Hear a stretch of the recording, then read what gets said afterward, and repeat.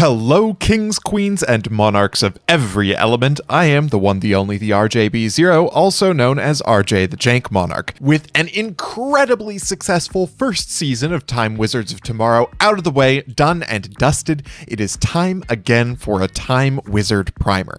This month, we're going to be opening our history books to the chapter of 2014, wherein a number of fan-beloved formats existed. Most famously is the 2014 Hat or Hand Artifact Trap Tricks format. This format is well known for the widely considered very skilled hat mirror matchup, as well as its diversity. However, Hat is not going to be the 2014 format that we're going to be looking at.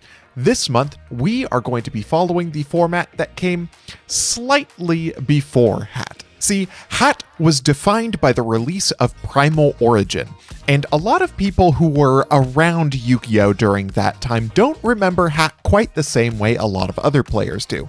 Many folks, like me, actually found the deck extremely frustrating in its power to choke out diversity in the meta. The ability to disrupt basically every play at the drop of a hat with very few repercussions, considering the fact that attempting to destroy your opponent's back row was a death sentence during Hat. Most decks that were highly combo oriented or relied on, ever getting a monster on the field were very much stifled by the format. However, for 3 weeks before Primal Origin existed, Soul Charge, the defining card of the format, and the Hands, the defining archetype of the format, were available without the artifacts. This made for a Wild West type of meta that at this point is basically an unsolved unknown quantity. This format lasted only from the end of April to mid-May, and so there is no chance that this format has already been solved, and there are so many cool decks to be explored. So this month, we are going to be digging into the depths of whatever is potentially available from this format, which we will call Soulfire format, because of the quintessential Soulfire combo that made this format so exciting. So without further ado, let's dig in. Before we get into the decks themselves, it's important for us to get into what defined the format, what makes this different from the formats that came before or the formats that came after.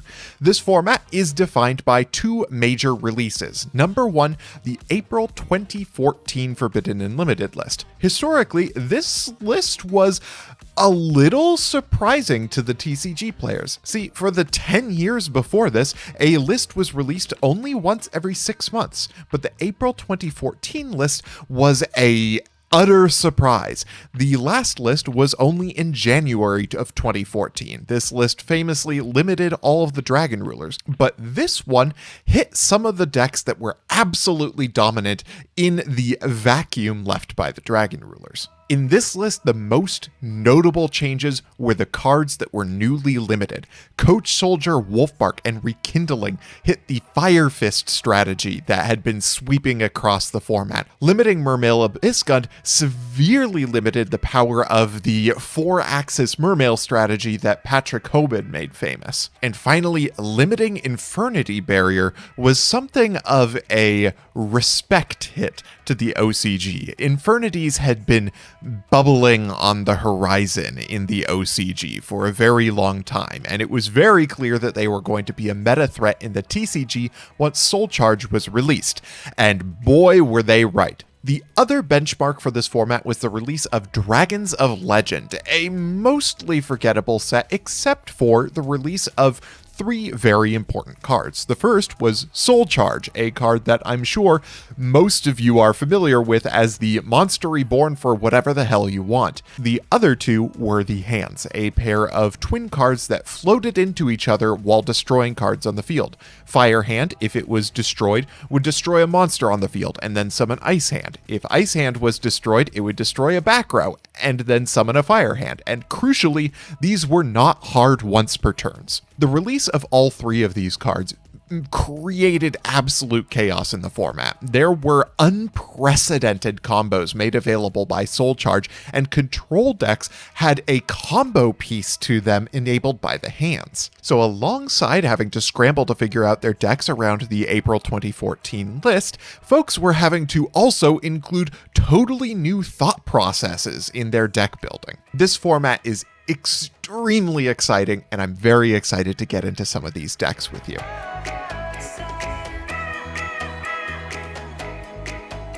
To kick off the deck list, we will start with the deck that gave this format its name, the Soulfire Quasar deck. This combo is very, very cool, and this is the comboest of combo decks that have ever existed. The combination of just a Lonefire Blossom and a Soul Charge were capable of getting you into many different unbreakable boards, including access to shooting Quasar Dragon on turn 1. And with the existence of Super Solar Nutrient in the deck, you could easily climb your way into your Lonefire Blossoms to make your combos go off. This deck is so cool, and it is heavily limited to this format because it loses so hard to exactly artifacts. Quasar decks were not the only ones using the Soulfire combo, however. Plant Rulers of Progression Series fame were a significant meta threat. The Dragon Rulers were heavily limited in the January 2014 list, and yet they adapted as they always do. This is the new adaptation, and while it does look a lot like Gage's erstwhile Progression Series deck, the thing they have that he never did is Soul Charge, and Soul Charge in Dragon Rulers is probably better than Soul Charge anywhere else, with access to things like Felgrand, Hieratic Sun Dragon of Heliopolis, and Big Eye and Dracasac, not to mention a number of synchro plays that are enabled by Lonefire Blossom. The Dragon Rulers were not looking like they were going to go away anytime soon, and they were even bringing back other old dead decks. Specifically, they resurrected Light Sworns from the graves of Yu-Gi-Oh! Obscurity.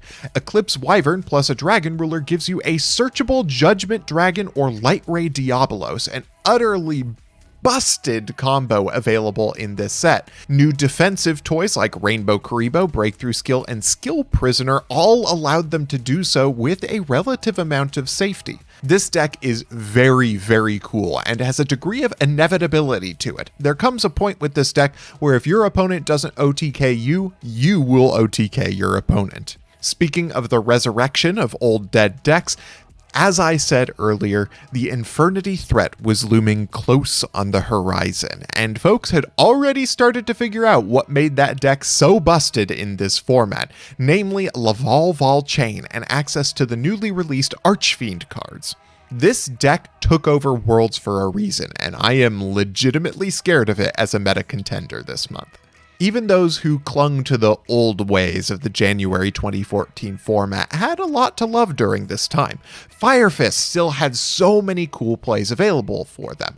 They still had basically 1.5 Wolfbarks in Wolfbark plus Spirit. The 3.5 Axis Fire Fist deck was a significant contender and was helped out by the ability to include cards such as the Fire Kings. Spellbooks also had life breathed back into them through the World of Prophecy, an incredibly powerful card, the definition of a bomb.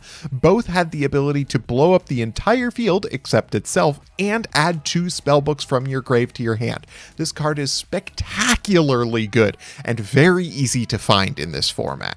Even Mermails, a deck that had received nothing but nerfs from Konami from their release, found a foothold in this format thanks to this card, Abyss Squall, a card that has a lot of the same ethos as Soul Charge, but with a lot of ways of getting around the downsides of it, and has the benefit of being searchable off of Abyss Megalo. And of course, as long as Tidal still exists in the format, there will always still be a place for water decks. Those who want a little bit of sweet with their spice can also find a home with Madolches. Madolches, in this time, played much like they do now, and have much the same strengths that they have now as well.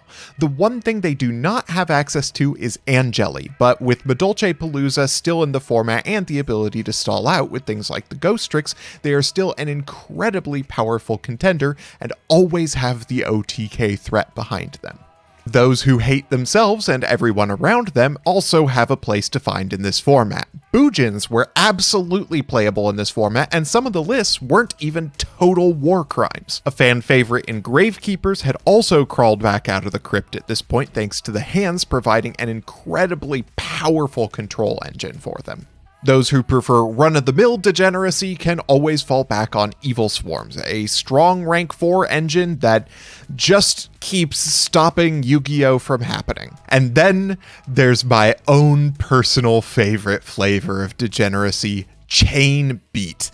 Oh, I love this deck. This is one of the weirdest decks in Yu-Gi-Oh's history, and yet one of the most fun ones to play ever.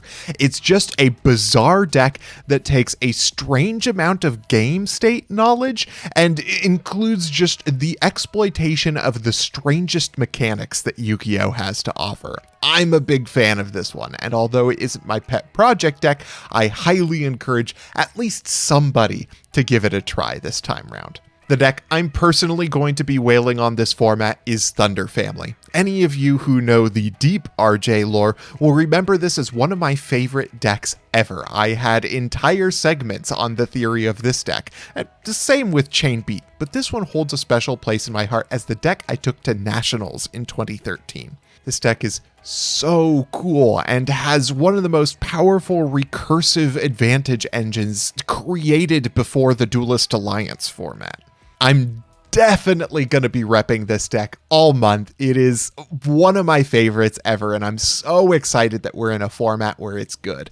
And these decks only begin to scratch the surface of what's available in this Soulfire format. There is, in fact, an entire deck list spreadsheet that one of my Discord members has put together that you can find if you check it out in my Discord in the description below. I am also going to be putting out a tweet with all of these deck lists and the April 2014 list. So if you want to find out what this format is all about, you can always check out my pinned tweet for the month. And of course, starting tomorrow, we are going to be playing this very format on my stream. So drop by at twitch.tv/RJ_the_jank_monarch. Again, I'll have a link in the description so you don't have to remember that. And this will all be in preparation of the next Time Wizards of Tomorrow format, which will come at the end of February or the beginning of March, whenever we have the time for it, and will of course feature the coveted prize of your ace monster decked out in Time Wizard magic.